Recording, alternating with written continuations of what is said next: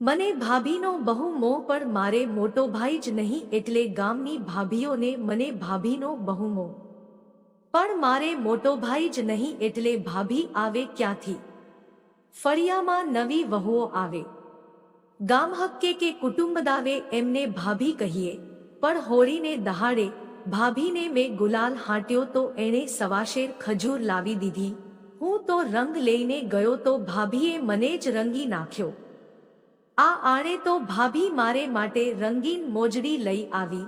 એના બાપા રેલવેમાં નોકરી કરે છે. આવી રસિક વાતો ભાભીઓવાળા ભાઈબંધો કરતા જાય ત્યારે મારું મન દુણાયા કરે. કાશ મારે એક ભાભી હોત. આવી વેળા નાનપણમાં મરી ગયેલા મારા મોટા ભાઈનું મોત મને ખૂલ સાલે. ભાભીના ઓરતા આ આયખામાં તો વણપુરિયા જ રહી જવાના એવા નિસાસે દિલ દુભાયા કરે. એ અરસામાં મુંબઈથી મોટા કાકાનો બાપુના નામે કાગળ આવ્યો. ગામડેથી વેવાઈએ બે ચાર સમાચાર કર્યા છે. ઈશ્વરાનું આણું તેડી લાવો, મુહૂર્ત જોડાવી મહારાજને મોકલજો. દસેક દહાડાની રજા લઈ ઈશ્વરાને દેશમાં મોકલીએ છીએ. આ ઈશ્વરો તે મારા મોટા પિતરાઈ કાકાનો દીકરો, એનું બાળલગ્ન કરેલું. મુંબઈવાળા કાકાઓનો બધો વ્યવહાર મારા ઘેર જ ચાલે. હું તો ખુશખુશાલ થઈ ગયો. ચાલો આપણા ઘેરે હવે આપણી જ કહેવાય એવી ભાભી તો આવવાની. જે દિવસે મહારાજ આણું લઈ આવવાના તે દિવસે મારો તો હરખ ના માય. મુંબઈથી આવેલી કાકાની દીકરી હું અને નાની ફોઈ ઘડો પાણી ભરી આણિયાત વહુને લેવા સામે ચાલ્યા. ગાડી 11 વાગે આવવાની ને પછી 3 ગાંવ સ્ટેશનથી ચાલતા આવવાનું. નવી વહુને અથોલું ના લાગે, તરસ લાગી હોય તો ટાઢું જળ દેવાય. સૌથી વધુ તો એની સાથે આગવું હેત ગંઠાય એવા મનસુબા. અમે સ્ટેશને પહોંચીએ તે પહેલા તો ગાડી આવી ગયેલી. આગળ મહારાજ ચાલે ને પાછળ રેશમિયા બાંટમાં મઢાયેલી, ઘૂમતે આખું મોઢું ઢાંકેલી મજબૂત બાંધાની આણિયાત ભાભી ધીમે ધીમે ચાલે. મુંબઈથી આણેલા ચંપલ એને તોહડા પડેલા તે પગે ડંખ્યા કરે અને એને વેદના દીધા કરે. લખલખતો તાપ શરૂ થયેલો ને એ ઉઘાડા પગે કેમની ચાલે. એક આંબાના છાંયે અમે મેળાપ કર્યો. ફોઈએ એના દુખણા લીધા. જો આ તારી હગી નણંદ મુંબઈથી આઈહનમ, આ તારો દિયર. મહેંદી મઢ્યા, ચૂડીઓ ભર્યા, બે ગોરા ગોરા હાથ ઊંચા થયા. નમણી આંગળીઓએ ઘૂંઘટની કિનાર ગ્રહી. પટ ખુલ્યો ને મારું નાનકડું અંતર આહલાદથી ભરપૂર થઈ ગયું. ભાભી હતી રૂપરૂપનો અંબાર, તિલ્લીથી ઓગતું એનું ચંદન અર્ચિત ગોરું ગોરું ગોળમટોળ મુખડું અસલ સોન સરીખું દિસતું હતું. હલામણ જેઠવાના ખેલમાં અમે રૂપાળી સોન જોયેલી.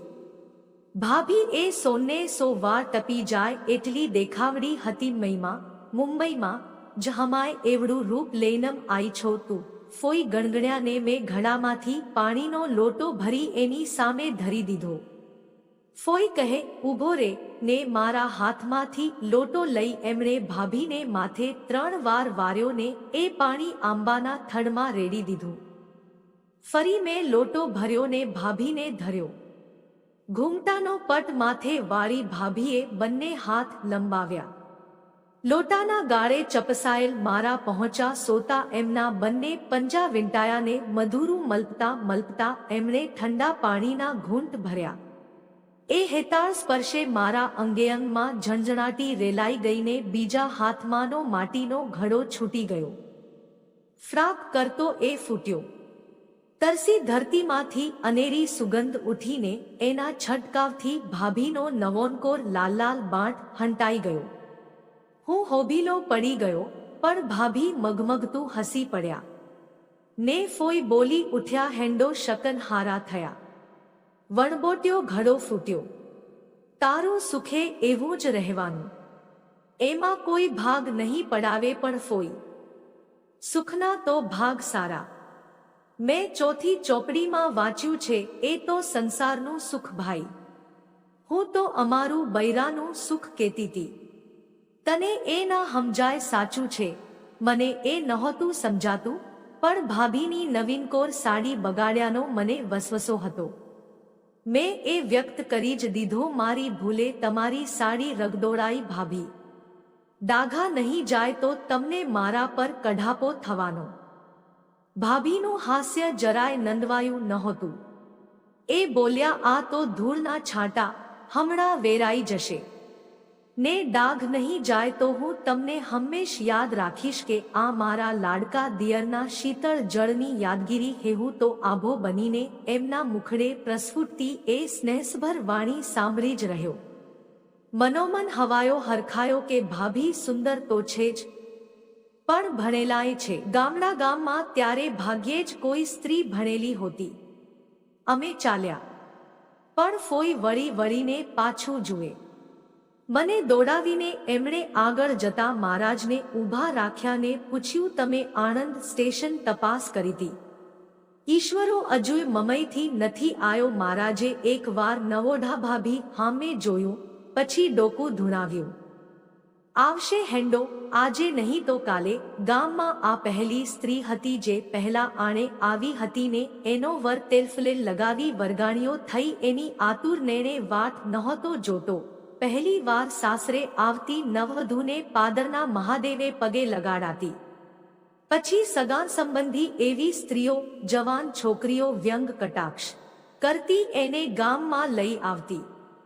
ફળિયામાં અડીને જે સગો થતો હોય એના ઘેર એને બેસાડાતી. સાંજે વાજતે ગાજતે એનું સામયું થતું. બનેલોઠનેલો વર એને લેવા આવતો. ફટાણા ગાતી સ્ત્રીઓમાંથી વરની મોટી ભાભી થતી સ્ત્રી નવી વહુને સૌભાગ્યનો ચાંદલો કરી ચોખા ચોડતીને એના હાથમાં નાળિયેર પકડાવતી. પછી વરવહુ બે સાથે ચાલતા. ઘેર આવતા સુધી જવાન છોકરીઓ છોડી કોરો ઘડો ભરી લાય તરસે મરીએ છીએ ગાતી એને ઉછળી ઉછળીને ભાંડતી. ઘરની પરસાળે વરવહુના પાટબેસણા થતા. ઉંબરે નવી વહુ નાળિયેર વધેરતી અને એના પોતાના ઘરમાં પગલાં માંડતી. આમ આણામાએ લગનના જ લહાવા લેવાતા. પણ પન્ના ભાભીના ભાગ્યમાં આમાંનું કશું જ નહોતું નિર્માયું. એમનો નાવલિયો હજી નેવે જ નહોતો ચઢ્યો ત્યાં એમનું ફુલેકું કરવું કેમનું? એક આ પડે મને મારું નાનપણ શૂળીની જેમ સાલેલું. ભલે એવો એના આવ્યો. હેંડો એકલી ભાભીનું ફુલેકું કરીએ અધિકાર ભાવે મારાથી એમે નહોતું કહેવાતું અને મન એક લલકે ચડ્યા કરતું હતું. જો પેલાની જગ્યાએ હું હોત તો. અરે એમ ન હોત તોય જો હું ઉંમરલાયક હોત તો. ને ગામમાં ઘટી ગયેલી એક ઘટના મને દર્દ દીધા કરતી. એક વાર આમ જ ગામમાં માણેકવહુનું આણું આવેલું. એ જ સવારે માણેકનો થનાર માણીગર ઘર છોડીને નાસી ગયેલો. સમાચાર લખતો ગયેલો, સંસારમાં મારો જીવ નથી, મને શોધશોય નહીં. સાધુઓ સાથે ચાલ્યો જાઉં છું. શોધખોળ કરશો તો ડૂબી મરેશ. ઘેર નહીં આવું ત્યારે સવાલ ઊભો થયેલો, આણિયાત વહુનું શું કરવું? આણું તેડ્યા વિના ફારગતી કરી હોત તો વ્યવહાર ગણાત. આણું વળાવી લાવ્યા પછી આવા બહાને પાછી મોકલવી એમાં એના પગલા ખોટા ગણાયને માથે જિંદગીનું કહેણ બેસે. આ બધી ગડમથલ ચાલતી હતી ત્યારે નાસી જનારના કાકાનો દીકરો દાનો નીવડ્યો. એણે બીડું ઝડપ્યું. આણિયાત વહુને પૂછો, જો હું એને પસંદ હોઉં તો એના છેડા ગાંઠો મારી હંગાત. એ રાજી હોય તો એના માવતરને પૂછી જોવો. નોંધારા નસીબના ચક્કરમાં ફસાયેલી નવોઢાને તો આ કહેણ મળતા કિનારો લાગેલો. પેલા કાયર ભાગેડું કરતા આ ભડ ભરથાર 100 દરજ્જે સારો. અને બમણા રંગે ચંગે એમના ઘડિયા લગ્ન લેવાયેલા.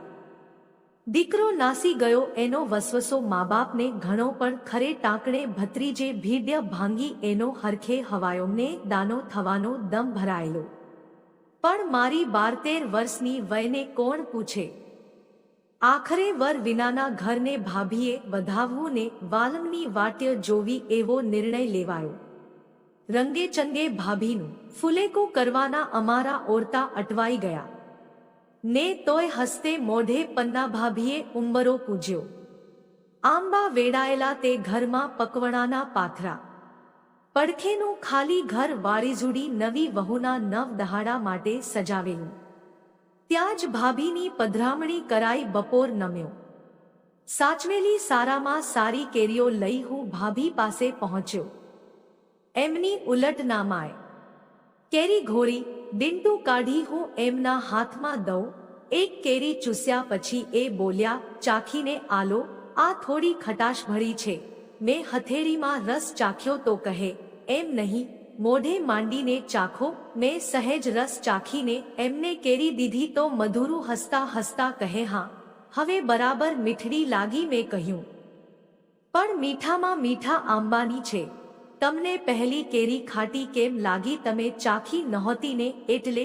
કહેતા એમણે પોતે ઘોળેલી કેરી મારા હોઠે ધરી દીધી અને મને બેક ઘૂંટ ભરાવી પોતે મોઢે માંડી દીધી. હું અણુએ અણુએ એમનો થઈ ગયો. મને મનમાં થવા માંડ્યું, હવે તો પેલો ભાઈ જેટલો મોડો આવે એટલું વધારે સારું. 4 વાગ્યે મારે ખેતરે જવાનું થયું. મને એ ના ગમ્યું. આખે રસ્તે મને ભાભીના જ વિચાર વ્યથા દેતા રહ્યા. ખેતરમાં મોટો આંબો વેડાતો હતો ને જમીનદારનું ગાડું કેરીઓ ભરવા નહોતું આવ્યું એટલે મારે મોડું થયું. છેક 9:30 વાગ્યે હું ઘેર આવ્યો ત્યારે છેલ્લી ગાડીમાં મુંબઈવાળા ભાઈની રાહ જોવાતી હતી. એ રઘવાટમાં કોઈને મારી સામે જોવાની મોકળાશ નહોતી ત્યારે ઠંડા પાણીનો લોટો ભરી ભાભીએ જ મારી ચિંતા દાખવી. આટલું બધું મોડું ભૂખદ સે ના લાગી.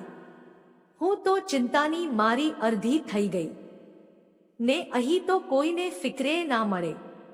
કોઈને પૂહોય કેમની? એ તો એવું ભાભી, કામ હોય તો અડધી રાતે થાય. નીતનું લાગ્યું. ચિંતા કોણ કરે? હું આખો લોટો પાણી ગટગટાવી ગયો. ભાગની કેરીઓના કોથળા પરસાળમાં મુકાવ્યા. નાહ્યો ત્યાં સુધીમાં સ્ટેશનથી છેલ્લી મોટર આવી ગઈ. મુંબઈથી સવારે ગાડી પકડી હોય તો ઈશ્વરભાઈ આ બસમાં આવવા જોઈતા હતા, પણ એ ના આવ્યા. ફોઈએ મને ભાણું પીરસ્યું ને ભાભીને કહી દીધું, હવે તો કાલે જ આવે. હેન્ડ્ય વહુ તુંએ ખાઈ લે.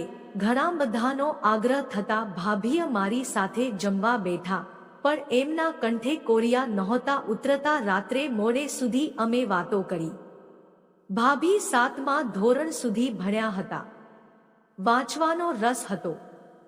8 વર્ષની વયે એમના બાળવિવાહ થયા હતા. ત્યાર પછી કદી એમણે વરનું મોઢું નહોતું જોયું. પણ મોટા શહેરમાં નોકરી કરતો એમનો વર વરગાણિયો હશે એવી એમની કલ્પના હતી. પોતે એની નજરમાં ઉણા નહીં ઉતરે એવો ભરોસો હતો ને પહેલી નજરે એને પોતાનો કરી લેવાના એમને ઓરતા હતા. છેક આણાના મુહૂર્ત સુધી એ કેમ ના આવ્યો એની એમને ચિંતા હતી. પિયુમિલની પહેલી રાતે નણંદ સાથે એ સૂતા ત્યારે આંગણામાં સૂતેલો હું ઊંડી વિમાસણમાં પડી ગયેલો કે આ તે કેવો નઠોર ભરથાર જે ખરા અવસરે એની આણિયાત વહુના ઓરતા રીબાવી રહ્યો છે. સવારે એ રીબામણ પૂરી થઈ. આખી રાતની ખેપ કરી ઈશ્વરલાલ આવી પહોંચ્યા હતા અને પરસાળ ભરેલા બૈરા એમની ખતખબર પૂછતા હતા ત્યારે ઊંધા ખાંડણિયાની ખુરશી કરી બેઠેલા એ મુંબઈગરા મહાશય ઉબરાશિયા ખાતા હતા. એમના મુખ પર અરમાન ભરેલી નવોઢાને નિરખવાની જરાય ઉલટ નહોતી વર્તાતી ને વ્યવહાર નિર્વાહની લજ્જાથી ભાભી પેલા ઓરડામાં એમના પગલાં સાંભળવા ભરથારના દર્શન કરવા આંખ કાન માંડી રહ્યા હતા. મને ઊંઘ આવે છે,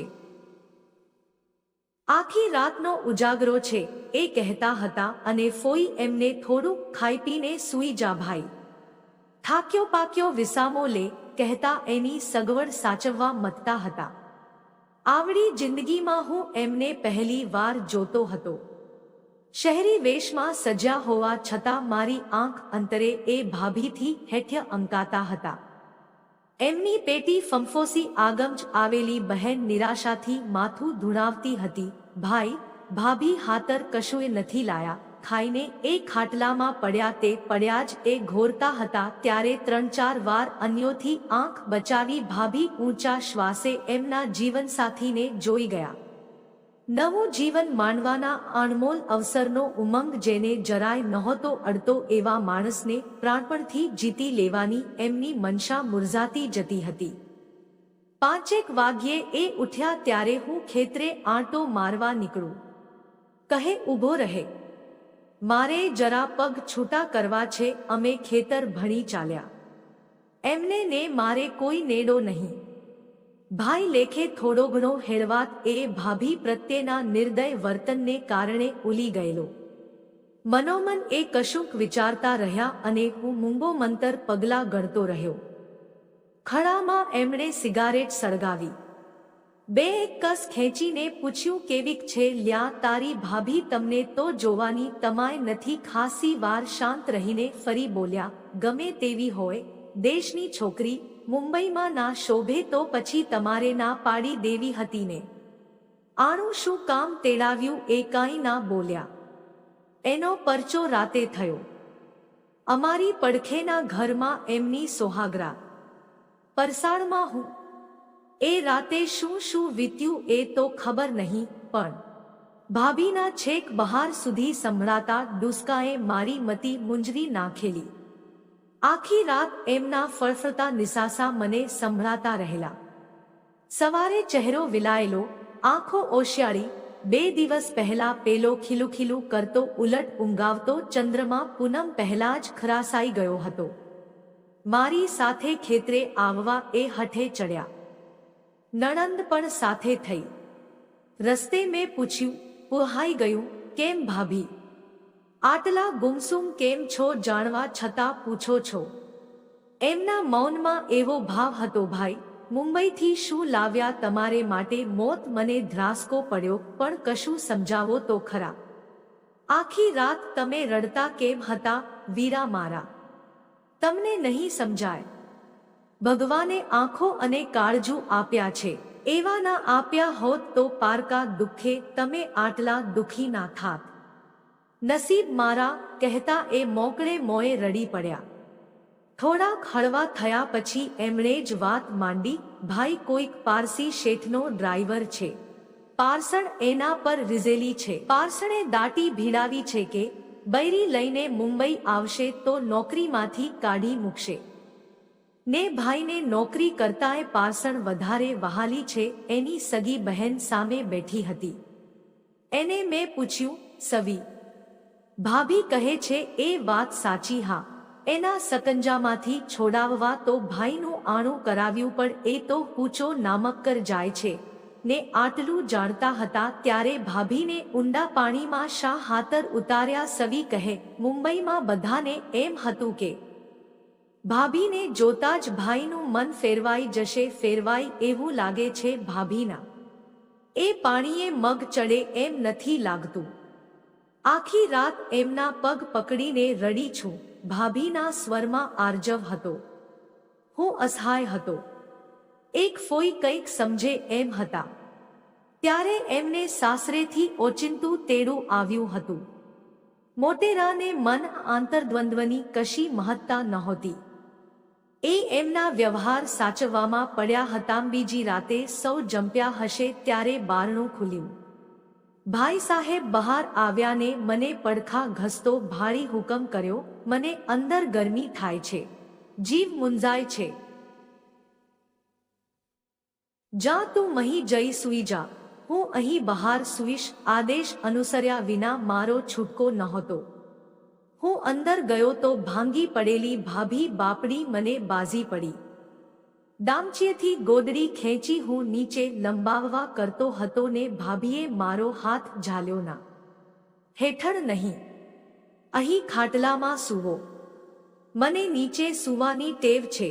હાથ ખેંચી એમણે મને ખાટલે ખેંચ્યો ને મારા માથાને પસવારતા એ મારી સાથે સૂતા. એક હતાશ, યુવાન, ભગ્ન હૃદયા સ્ત્રી સાથે સૂવાનો જીવનનો એ પહેલો પ્રસંગ. આવેગથી ધબકતી એમની છાતી માત્ર આશરો ઝંખતી હતી. સ્ત્રીના દેહની ગંધ ગમે એનું પહેલું જ્ઞાન મને ત્યારે થયેલું. ફરી એકવાર દાના બની એની પીડા હરી લેવાના કોડ થયેલા. એના સ્નેહાસિક્ત આશ્લેષથી કિશોરસહજ આવેગે ઉપજેલા પણ એ શાણી સુશીલ સ્ત્રીના સ્પર્શમાં એક એવું હેત મારા રોમેરોમમાં સંચરતું હતું કે જનેતાના ભાવનો ભવભવનો ભૂખ્યો હું એ છાતીમાં માથું સમાવી અનેરું સાંત્વન પામ્યો. મારા આવેગ સરી ગયા ને એના દુઃખે મારાએ ડૂસકા બંધાઈ ગયા. સમદુખિયાની સહાનુકંપા અંધારી આશાએશ આપે છે. ધરપત વળતા ખૂબ જ શાંતિથી સહેજ બાજુએ ખસી એમને મારું માથું મરડો પસવાર્યા કર્યા અને એ હેતાળ હૂંફનો માર્યો. હું ક્યારે ઊંઘી ગયો એનું ભાન મને ના રહ્યું. એ જ સવારે મુંબઈ ગરો ભાઈ પાછો મુંબઈ જતો રહ્યો ને મારા બાપુને કહેતો ગયો કે ફાર્ગતી લખી દેજો, મારે આ બાઈ નથી જોઈતી. એના ગયા કેડે ચોધાર આંસુએ રડતા પન્ના ભાભીની આસપાસ સ્ત્રીઓનું ઝુંડ જામી ગયેલું. સૌને એક જ સવાલ હતો, એવું તે શું થયું કે 2 દાડામાં એ આદમી ધરાઈ ગયો? આવડું રૂપે એને કેમ ના હખાયું? ભાભી કંઈ જ ના બોલ્યા. સમાચાર સાંભળીને નાની ફોઈ દોડી આવ્યા. એમના ગળે વળગીને કલ્પતા ભાભી કહેતા હતા, આમ કરવું હતું તો આ માણસે મારો ભવ શું કામ બગાડ્યો? મારું ઘર શા હાતર ગણાવ્યું? મારું આણું જ ના તેડ્યું હોત તો મારું જીવતર તો ના રવડત. હવે કોણ મને કુંવારી કન્યા માનશે? રિવાજ મુજબ ગોર ના હોય તો ઘરનું કોઈ માણસ આણાત વહુને પિયર મૂકવા જાય. ફાર્ગતી કરવાની એટલે મોટેરું કોઈ ના ગયું ને પન્ના ભાભીને પહોંચાડવા આણામાં ચડાવેલા દાગીનાની યાદી સહિત મને મોકલવામાં આવ્યો ફ્લેગ સ્ટેશનથી એમના ગામ સુધી. ત્યારે 2 ગાંવ ચાલવું પડે. અમે મૂંગી વ્યથા વાગોળતા ચાલતા હતા ને મને વાચા ફૂટી. મેં દાનાની કથા ભાભીને કહી સંભળાવીને છેલ્લે ઉમેર્યું, આજે મને 7-8 વરસ મોડા જન્મવાનો અફસોસ થાય છે ભાભી. જો હું મોટો હોત, કોણ જાણે કેમ પણ એવડા દુઃખમાંય ભાભી હસી પડ્યા. મારા ખભે હાથ મેલી બોલ્યા, તો તમે મોટા થાવ ત્યાં લગી હું તમારી વાટ જોઉં. હું ઊંધું ઘાલી ગયો. ગામ આવ્યું, ઘર આવ્યું. ચોથે જ દહાડે પાછી આવેલ આણિયાત છોકરીને મળવા આખું ફળિયું એકઠું થઈ ગયું. પણ હોઠે ને હૈયે પથ્થરો મેલી ભાભી હસતા જ રહ્યા. મારે કડવા વેણ સાંભળવા ના પડે એ સારું એમણે પોતાના વિતકનો હરફે ના ઉચ્ચાર્યો. એ જ સાંજે હું પાછો વળ્યો. ભાભી મને પાદર સુધી વળાવવા આવ્યા. જન્મારામાં કદીકે મળવાનું થાય તો ઓળખાણ રાખજો. આ 4 દાડામાં તમે જે દીધું છે એ અહીં, એમણે છાતી પર હાથ દીધો, થાપણ બનીને સંઘરાઈ રહેશે. એ કહેતા હતા ત્યારે એમના લોચનમાં થીજી ગયેલા આંસુ જે મેં જોયેલા તે આજે નથી ભૂલાતા. ત્યારે દિવસો સુધી લાગ્યા કરેલું કે અંદરથી કશુંક તૂટી ગયું છે, ક્યાંકથી કશુંક એવું ખોવાઈ ગયું છે કે એ શોધ્યું એ નથી જડતું. ધીરે ધીરે ધીરે દહાડા મારું દુઃખ ખાઈ ગયા. ઘટના, એ પ્રસંગ અને એના મુખ્ય પાત્રના દુરાપાએ સ્મૃતિને ધૂંધળી કરવા માંડી અને બદલાતા જતા મારા જીવનની ઘટમાળે એ દુસ્સહ યાદને અંતરના એક ખૂણે ધરબી દીધી. વર્ષો વીતી ગયા એ વાતને ને સામાજિક સમસ્યાઓમાં મારી વાત કે ઉકેલ વગદાર ગણાવા લાગ્યા. એમાં એક મિત્રની દીકરીના છૂટાછેડાનો પ્રસંગ રોમાંચક એટલો જ હૃદયસ્પર્શી બની ગયેલો. શહેરમાં નોકરી કરતો એનો સ્વચ્છંદી પતિ મૈત્રીકરાર કરી બેઠેલો ને એક બાળકની માં એવી ભલીભોળી પત્ની પાસે છૂટાછેડાના દસ્તખત પણ લઈ ચૂકેલો. એ સ્ત્રીનો પક્ષ લઈ એના સાસુ ખુદ પોતાના દીકરા સામે વહુને ખાધા ખોરાકી અપાવવા કોર્ટે ચડેલી. દીકરીનો બાપ મારો મિત્ર દીકરીને એટલી ચાહે કે એને આ ઝઘડામાં પક્ષકાર થવાનું ના રૂચે. ત્યક્તા છોકરી ભારે પડે છે એટલે ખર્ચ લેવા કોર્ટે ચડ્યો. એવી લોકવગોવણીનો એને ડર અને પડી તિરાડ સાંધીના સંધાય તો નાહક મન ખાટાશા કાજ કરવા. આમે દીકરીએ તો છૂટાછેડાના દસ્તખત કરી જ આપ્યા છે એવા એના મનોભાવ. એણે દીકરીની સાસુને 2-4 કાગળ લખી જોયા. એકાદ સગાને મોકલ્યો કે એ દીકરીને તેડી લાવે, પણ પેલી સાસુ ધરાર ના પાડે. તમારે મન એ દીકરી છે તો મારે મન નરી વહુ નથી, મારીય એ દીકરી જ છે. મને રજા દ્યો તો મારે થોડુંક કહેવું છે. આ અણધાર્યા પ્રોસિજરથી અકળાયેલા ન્યાયમૂર્તિ સાહેબે એની સામે જોયું ને પૂછ્યું, કોણ છો તમે? ઊંધું ઘાલીને ઊભેલા દીકરા સામે આંગળી ચીંધી એણે કહ્યું, આ કપાત્રની માં. ઠીક છે, મારા વેલાના વાંકે એનું જીવતર હું પાધર નહીં થવા દઉં. આદમીનો અવતાર મળ્યો એટલે અસ્ત્રીની જાતને ઠેબે ના ચડાવાય. છો મારો છોકરો રહ્યો, પણ મારે એને બતાવી આપવું છે. આવી આ સાસુ છાપાના સમાચાર પણ બની ચૂકેલી. કોર્ટમાં મુદત ઉપર મુદ્દો પડે, પેલો દીકરો આવે, માથી મોઢું સંતાડ્યા કરે. પોકાર પડે ત્યારે પોતાના વકીલની ઓથે આવીને ઊભો રહે. માં સામે નજર ના માંડે અને એનો વકીલ કોઈને કોઈ બહાને મુદત મેળવી લે. ન્યાયના લંબાતા જતા આ નાટકથી ત્રાસેલી એ સ્ત્રી એક મુદ્દે પોકાર પડતા જ કાયદાના કઠેરે પહોંચી ગઈ અને બેઉ પક્ષના વકીલો કશીક પેરવી કરે એ પહેલા જ બોલી ઉઠી, સાહેબ, સમય આવે ને સાક્ષી લેવાની થાય ત્યારે કહેજો. જે કહેવું હોય એ મારે એ જ કહેવું છે સાહેબ, કે એવો તે ચેવો તમારી આ કોર્ટનો સમય છે કે આજે હાથ મહિના થયા પણ એ આવવાનું નામ જ નથી લેતો. નાનું હોકરું લઈને ધક્કા ખાતી આ ગભરૂ બાઈની પણ તમને જરાય દયા નથી આવતી. કોર્ટની શાન જાળવવાના આદિ સાહેબના ભૃભંગ પેલા અવાક બની ગયેલા એડવોકેટો ભણી વંકાયા ને મોકો મેળવી ચૂકેલી એણે કહેવાનું હતું એ કહી નાખ્યું, મને આ નથી સમજાતું સાહેબ કે ન્યાયની દેવડીએ સાચનો સ્વીકાર ઝટ કેમ થતો નથી. આ કપાત્રે મારું લોહી લજવ્યું તે મને ધરતીમાં સમાવાનોએ માર્ગ નથી મળતો. અબળાના જીવતરને ધૂળધાણી કરી મેલનારા આવા નફટોને તો ફાંસીને માછડે લટકાવવા જોઈએ. બોલ્યું ચાલ્યું માફ કરજો સાહેબ, પણ આનો પરોગ લાવો. ઝટ ફેસલો કરો, નહીં તો કાયદામાંથી અમારો પતિયાર ઉઠી જશે. વારો આવવાની વાટ જોતા વકીલો અને અન્ય સૌ એક વારકા સ્તબ્ધ બની ગયા. મુદ્દોથી ત્રાસેલાઓમાં અનેરો ઉમંગ વ્યાપી ગયો અને વકીલોની વિમાસણ ગણગણાટમાં વટલાઈ ગઈ.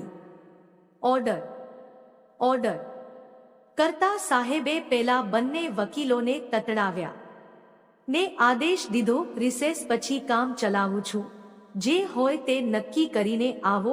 કામ ચાલ્યું ત્યારે પેલો છૂટવા માગતો ધણી 15,000 ઉચ્ચક આપવા તૈયાર થયેલો સાહેબે પૂછ્યું, તમે આ ભાઈની માં હોવા છતાં એણે તરહોડેલી સ્ત્રીનો હાથ પકડ્યો છે. તમારી એ ભાવનાની હું કદર કરું છું. બોલો, તમારી શી ઈચ્છા છે? કેટલી રકમે તોડ આવે? મને 50 થયા ને એક બાળકની માં એવી આ વહુને 23મું બેઠું.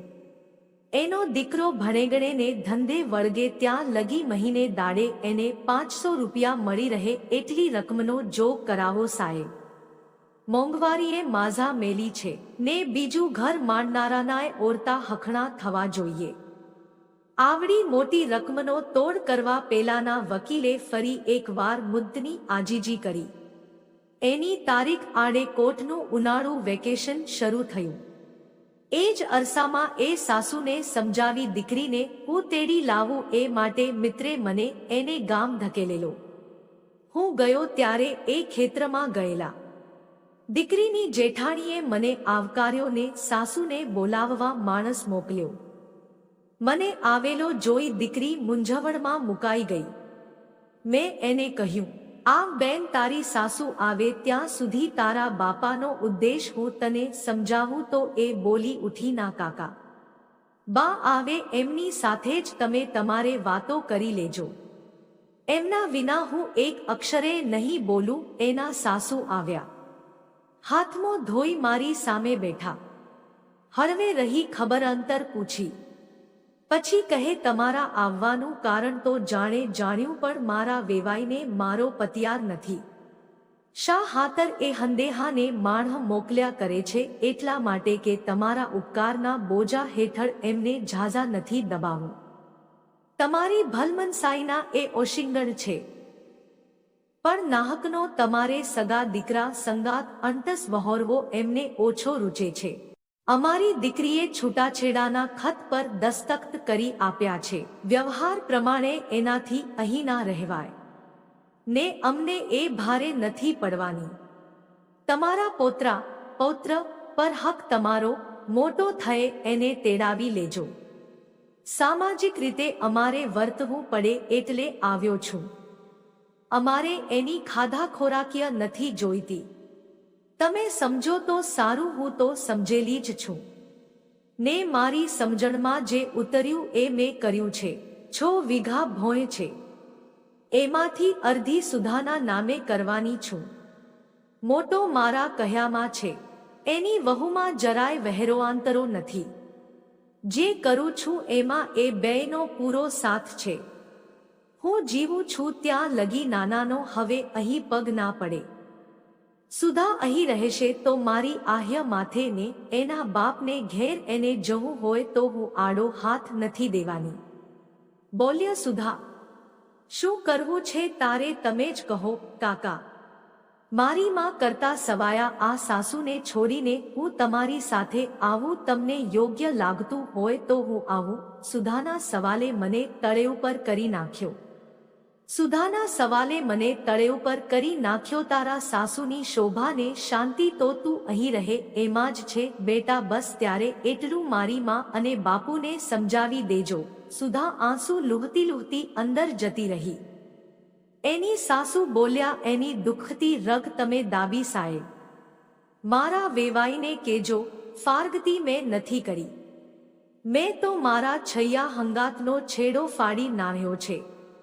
મારા વેવાઈ અમારો વ્યવહાર જાળવી રાખે. પેટની જણીની જેમ સુધાને નહીં સંભાળું ત્યાં લગી મારા જીવને જંપ નથી વળવાનો. એક દાડો તો એ અકર્મીની આંખો ઉઘડશે. મારું વેઠ્યું અકારથ નમી જાય. લ્યો સારું, ત્યારે હું હવે જાઉં. મારી જરૂર પડે મને યાદ કરજો નારે. એમ શાના જાવ? બહુ વરહાથી તમને હામે બેહાડીને જમાડવાની અબળખા હતી. હેંડી ચાલીને આયા છો તે યાદ કર્યા વના બહુ યાદ કર્યા છે તમને. એટલે શું કહેવા માગો છો તમે? હું ના સમજ્યો સાહેબ. તમને ચશ્મા આવ્યા પણ ચશ્માની પાર ચહેરો વાંચતા ના આવડ્યું. જરાક નજર માંડો તો મારા ભણી કશી ઓળખ વર્તાય છે. ચક્ષુ ખોલતા જ ચહેરો વાંચી લેવાની મગરૂબીવાળો હું ચીસ ખાઈ ગયો. પાકટ દેહ, પાકો રંગ, અધપાક્યા બાલને આયખાના આયપતે ઓળવી લીધેલા રૂપરંગ. ભૂતકાળની ભવાટવીમાં મારા મંડાએ ખાસા ચક્કર માર્યા પણ મને કશા સગડ નહોતા સાંપડતા. મારી અસમંજસને પારખતા એ હસી પડ્યા. તમારે દાનો થવું હતું ને? તમે મોટા થાવ ત્યાં લગી મેં વાટ જોવાનું કહ્યું હતું એ ભૂલી ગયા. અચાનક મારા આગા ઉઘડી ગયા. ભાભી તમે? પન્ના ભાભી તમે? હા. હવે હાચું બોલ્યા. ઘેરા વિસ્મયથી હું એમને નીરખી રહ્યો. સુધાને રક્ષણનું કવચ ધરવાની એમની ખોળાધરી હું સમજી ચૂક્યો.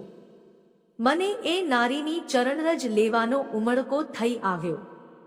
ભાવુક મારી આંખ જળજળા થઈ ગઈ. બહુ વર્ષે મળ્યા ભઈ તમે. નામ સાંભળતી હતી તમારું, પણ એ તમે જ હશો એવો વિશ્વાસ નહોતો બેસતો. આજે બેઠો પૃચ્છાંતુર નજરે હું એમને નિહાળી રહ્યો હતો. એ પામી જતા એમણે જ કહ્યું, તમે મેલી ગયા એ પછી બીજે વર્ષે આ ઘર માંડ્યું. જીવત્રમાં સુખ નહીં લખેલું. તે 2 દીકરા થયા પછી એ મારા પતિ 8મે જ વર્ષે દેવ થયા. દીકરાઓને પાળી પોષીને આ ઘર વસાવ્યું. પરણાયા જીઠ્યા પણ નાનો કપાતર નીવડ્યો. ક્યાંક મારા ઘડતરમાં કે ક્યાંક મારા વેઠ્યામાં કશી કસૂરકવણ રહી ગઈ હશે ભઈ. બાકી પહેલે આણે મને જે વીત્યું એ જીવતે જીવત મારી આહ્યો આગળ કોઈના પર વીતે એ મારાથી કેમનું વેઠ્યું જાય. હું અવાક હતો ને એમણે હોગું વાળ્યું. તમે મોટા તો થયા પણ મને દીધો હતો એ વાયદો ના પાડ્યો. પણ તમે મારી વાટ જોવા ક્યાં રોકાયા ભાભી? જોઈ, બહુ વાટ જોઈ. હજીય જોઉં છું. વાટ આંખથી નથી જોવાતી ભઈ, અંતરથી જોવાય છે. ને હું કંઈ કહું તે પહેલા હરખને હેલ્લારે ચડાવી બોલ્યા, સુધા, તારા કાકા મારા હગા દિયર છે બેટા, તું એમની પાસે બેસ્ય. આજે રસોઈ હું જ કરું છું. દોસ્તો, લાઈક, શેર ને સબસ્ક્રાઇબ કરો. આભાર.